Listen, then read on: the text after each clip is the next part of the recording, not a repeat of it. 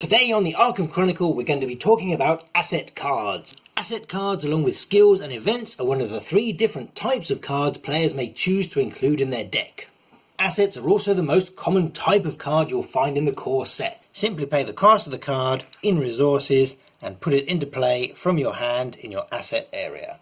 When some assets come into play, they instruct you to put a number of resource tokens on them to specify how many uses they have.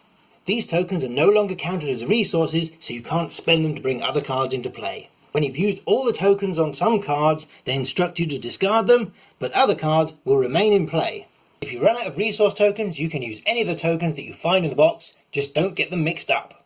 For Forbidden Knowledge, I use horror tokens, so every time I use it, I can simply move one across to Agnes. If you find that you are getting your resource tokens mixed up, simply take a marker pen like this, colour one of the sides in black, and that should stop you getting them mixed up in the future. Unfortunately, the technology for printing a different face on both sides of a counter doesn't actually exist. Fancy that. You don't have to use the tokens that come in the box. You can use anything you find lying around the house, such as weird gift coin, poker chips from your honeymoon in Vegas, that weird 16-sided dice, outdated memory cards, or even Grandpa's Order of Lenin. Some assets have a restriction on the amount of that type you can have in play at once. These such cards will have little icons, and they're said to take up a particular slot. Each investigator can have 1 accessory, 1 body, 1 ally, 2 hands and 2 arcane slots. Rather than the card having 2 hand slots on it, there is a special symbol which lets you know this takes up 2 hand slots, and that would take up 2 arcane slots. If all your slots of a particular type are full, and you wish to bring an asset into play which uses one of those slots, you have to discard a card which is already in play. When we break things down by class, we find that there are 2 neutral assets, but there are 4 copies of each one. Each of the classes has exactly 6 0-level assets. When we look at the assets which are above level 0, there is quite a disparity. There are 2 level 3 neutral assets, and there are 2 copies of each. The Seekers and the Guardians do very well, but the Survivors only get 1. There's also a disparity when we start to break things down by slot. These are the assets which take up no slots. As you can see, most of the Seeker assets will actually require a slot. The hand slot is one of the most popular slots, particularly amongst the Seekers. All but one of their slot-based cards goes into the hand slot. As you can see, all the level 0 neutral cards must take up the hand slot. And the Survivors don't have anything which takes up a single hand slot. Their only card is the baseball bat, and that takes up both of their hands. The only other double-handed asset is the shotgun from the Guardian class. The next slot isn't as popular as you might think, with the Rogue class not having anything there. But that's not as bad as the body slot, which only has a single class card. So there's no reason that anyone can't invest in a Bulletproof Vest. These are the only 2 arcane slot cards in the game, and there isn't anything which takes up a double arcane slot. Everyone loves allies, and we'll be doing a separate video about those a bit later. When we break things down by token, we discover that the Survivor class and the Seeker class don't have any assets that use tokens at all.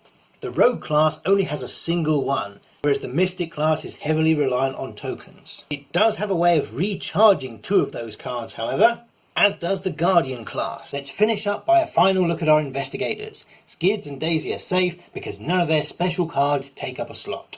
Roland's revolver does take up a hand slot, but because he's a Guardian, he can reload it with extra ammunition. Wendy is tied to her amulet, which means she'll be missing out on the Elder Sign and the Rabbit's Foot. Agnes has an even worse time. Additionally, she's missing out on the Holy Rosary, which, with its willpower boost, could really help her out.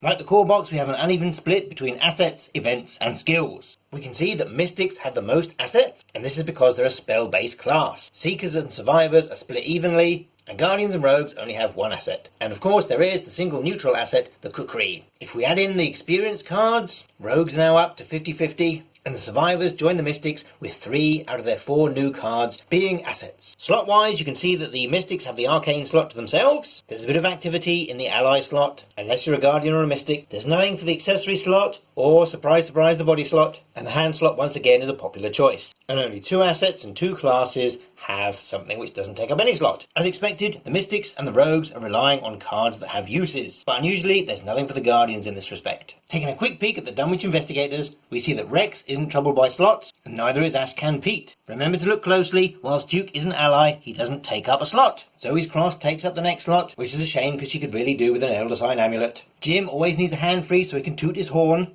and Jenny has a magnificent pair which keep both her hands full. Charisma, which grants you an extra ally slot, and Relic Hunter, which grants you an additional accessory slot.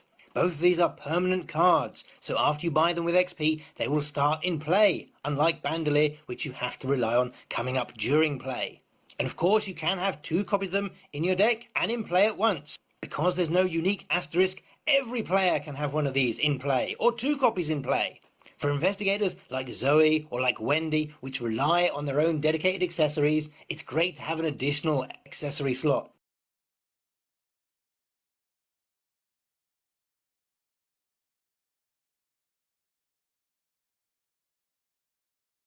If you are truly convinced you need an epic level of protection, there's one thing for you. This is the 4-screw Frosted Screwdown. Okay, ladies and gentlemen, this is a serious level of protection. But if you absolutely, positively have to have the final word in Armageddon-proof protection, this is what you need. Well, the first thing you're going to want to do is actually give it a clean, because the manufacturing process does leave some residue on there. Put a sock over your hand, like that, turn it inside out, and then just give it a big buff. Like the One Touch, it won't take a sleeved card. But if you put in your card naked, there you go, drop it down like that, it fits amazingly well. As you can see, this product has the diamond corners and they are scooped out to the nth degree.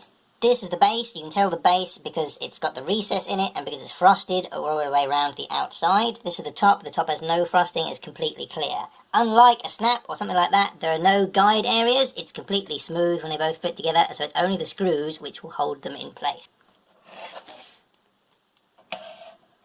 As you can see, the back part, which isn't frosted, is completely clear.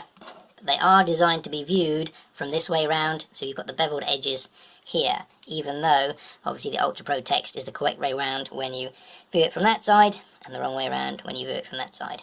Quirky, eh?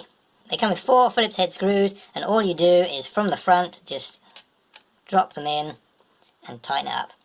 Unfortunately, I'm not allowed to do this part. I need to get a grown-up to help me, so a screw down is serious business. It's all very well making funny videos on YouTube, but this is epic level protection. You probably can't see, but the holes in the screw down don't actually have threads. When you're screwing the screw in, it's actually eating into the plastic and creating its own thread, making these kind of a one-way system.